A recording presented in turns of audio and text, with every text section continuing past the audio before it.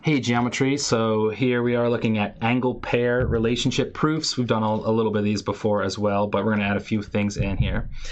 So first of all, we've got our right angle congruence theorem. This we'll need from time to time. All right angles are congruent. Kind of a weird one to have, but necessary at times. So we'll see an example of that being applied. We're told that segment GM is perpendicular to MO. And so I'm going to go ahead and mark that with a 90-degree angle, because that's where we're going to bring that in. That's our definition of a perpendicular. And MO is perpendicular to EO. So MO is perpendicular to EO, this segment there. So I can mark that there as being congruent. And so that is our given. And then measure of angle O is a right angle. And so that's just the definition of perpendicular. Definition of perpendicular. And then measure M is a right angle. So I've got it there. Definition of perpendicular. And so measure of angle OM is congruent, or is equal to M, angle M is congruent to angle O. That is this right angle congruence theorem. So right angle congruence theorem. And that can be proven. So we could do without it, but it makes things nice sometimes as well. All right, so if two angles are supplement, so this is our supplements theorems. So if two angles are supplementary,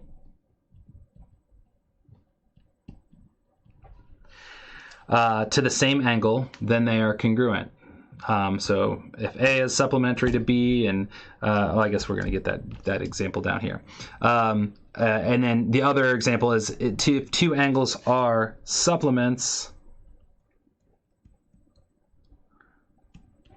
of congruent angles, then they are congruent. All right, so A is supplementary to B and C are supplementary. That means that A and C have to be the same measure. So angle A is congruent to angle C. And then similarly here, if 1 is congruent to 2 and 3 is congruent to 4, and we know 1 and 3 are congruent to each other, that means 2 and 4 are congruent to each other. Angle 2 is congruent to angle 4. So let's look at an application of that. And actually, no, this is the proof of this concept. So we're going to go through a full proof of that. So angle 1 and angle 2 are supplementary, and angle 1 and angle 3 are supplementary. Prove angle 1 is congruent to angle 2 is congruent to angle 3. That is basically just this congruent supplements theorem. And so we won't have to ever do this work again if we just kind of prove this the one time. And we do that sometimes with proving things. Other times we just kind of accept them as fact. But here's a proof of that. So I have our given. That angle 1 and 2 are supplementary and angle 1 and 3 are supplementary. So 1 plus 2 equals 180. 1 plus 3 equals 180. So that is the definition of supplementary.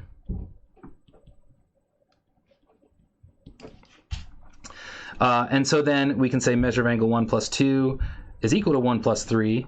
So that's because they're both equal to 180. We could call that transitive property, or you could say we're substituting in 1 and 3 for 180 up here. So that is another substitution / transitive property, whichever way you want to call it. And then we can subtract the measure of angle 1 from both sides to get just 2 is congruent to 3. So subtraction property. And then if measure of angle 2 is equal to measure of angle 3, then angle 2 is congruent to angle 3. That is a definition of congruence. I'm just going to be lazy and write the symbol there. And so we've now proven that theorem. All right. And then the complements, we've got a very similar set for the complements. If two angles are complementary,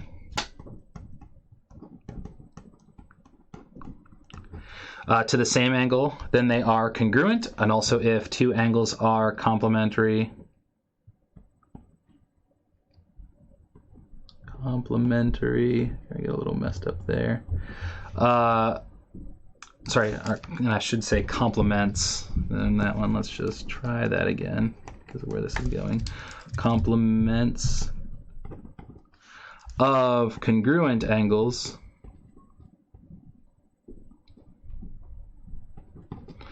then they are congruent. So the examples of that, and we're actually not going to have to prove this because the proof is virtually identical to what we just did, just with 90s instead of 180s. Angle 1 and angle 2 are complementary. Angle 3 and angle 4 are complementary. If angle 1 and 4 are the same, that means 2 and 3 are the same. So angle 2 is congruent to angle 3. Angle A and B are complementary. B and C are complementary. So A and C are both complementary to the same angle. That means A and C have to be the same angle. A is congruent to angle C. We've got some other ones that we've done before. So our linear pair, if two angles are adjacent angles whose non-common sides form opposite rays. Or you could also think of it as a straight line. These are angles forming opposite rays. That's a linear pair. And so if two angles form a linear pair, then they are supplementary. And then another theorem we'll bring back is vertical angles are congruent. So we can use those, sorry, not congruent in our proofs as necessary.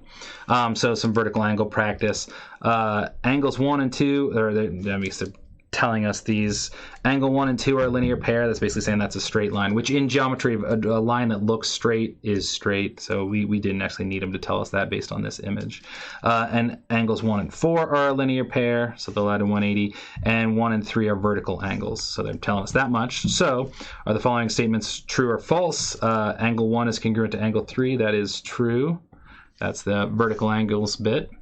2 is congruent to 3. Maybe it looks like it's a 90-degree angle that they're both the same, but we can't go with that. We don't know that to be true. We know they add up to 180, so we'll go with false on that. And a whole bunch of these, 1 and 2, those are a linear pair, but we don't know that they're congruent, or that they're congruent. It would have to be a perpendicular lines for that to be true. 3 and 4, another linear pair. We don't know that they're congruent. And then 1 and 4, nope. We could have said 2 and 4, but they never asked about 2 and 4. Those would be incongruent. We could say measure of angle 2 and 3, though. They do add up to 180, as do. So this was true. As do 1 and 2, 3 and 4, 1 and 4. A bunch of different possible combinations of supplementary angles. All right, and then in this last one here, they tell us that angle 2 and angle 3 are complementary. So 2 and 3 are complementary. So those add up to 90 degrees, and they tell us 1 is congruent to 3 is congruent to 4, so I'm going to label a bunch of those. All those are congruent to each other. Find the angle measures. So we actually know here, maybe the first angle we want to get here is angle 3. Since this is a right angle, we know that angle 3 and 75 are complementary, so this is going to be equal to 90 minus 75, which is 15 degrees. So measure of angle 3 is 15 degrees. And then we could go with this. 2 is complementary to that. So if 2 is, 75 was complementary to 15, and 2 is complementary to that, then 2 is congruent to 70, or 2 is equal to 75. We can also just do 190 minus 15 again and get that measure of angle 2 is 75. We also could have waited and realized, well, angle 1 is the same, so this is going to be 15 degrees as well.